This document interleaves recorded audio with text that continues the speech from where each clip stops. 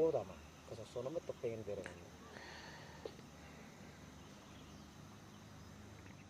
Dengan membentangkan ratusan ribu tanda tangan dan menari tortor khas Batak, ratusan masyarakat 6 kabupaten menghadiri deklarasi percepatan Provinsi Tapanuli di Gedung Serbaguna Tarutung. 6 kabupaten yang ikut bergabung dalam percepatan Kabupaten Tapanuli, Kabupaten Toba, Kabupaten Samosir, Kabupaten Humbang Hasudutan, Kabupaten Tapanuli Utara, Kabupaten Tapanuli Tengah, serta Kota Madya Sibolga. Pelaksanaan deklarasi percepatan Provinsi Tapanuli dilakukan untuk melanjutkan perjuangan pemprakarsa dan pendahulu pembentukan Provinsi Tapanuli yang telah lama ditunggu masyarakat Tapanuli, di mana Kabupaten Tapanuli Utara terbentuk setelah Indonesia merdeka pada tahun 1945. Sementara Kepresidenan Tapanuli terbentuk sejak pemerintahan Belanda yang melanjutkan ekspansi ke daerah Sumatera dari tahun 1824 sampai 1934.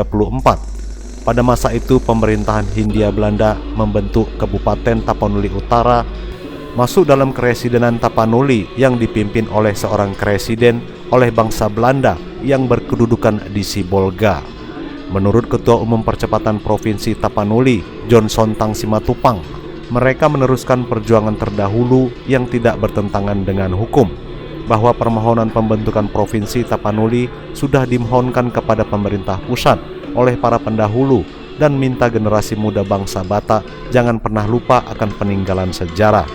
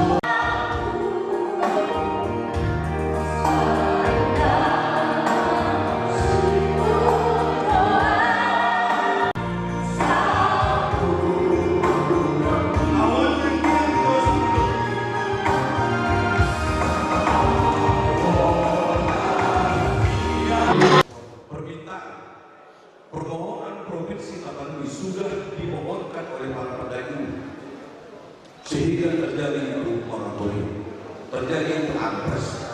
Nah, pada dia sekarang, generasi sekarang akan meminta moratorium tersebut untuk dibatalkan, seperti yang dilakukan pemerintah terhadap Kaltara, Babel, khususnya juga saudara-saudara kita di Indonesia Timur. Jadi permintaan kita untuk mencabut moratorium terhadap ampres yang pernah dilaksanakan oleh pemerintah terdahulu terhadap permintaan Provinsi Tapanuli secara tertulis pasti dilakukan, sehingga saudara-saudara kita dari semua kabupaten pendukung kita minta hadir, jangan ada yang tertinggalkan.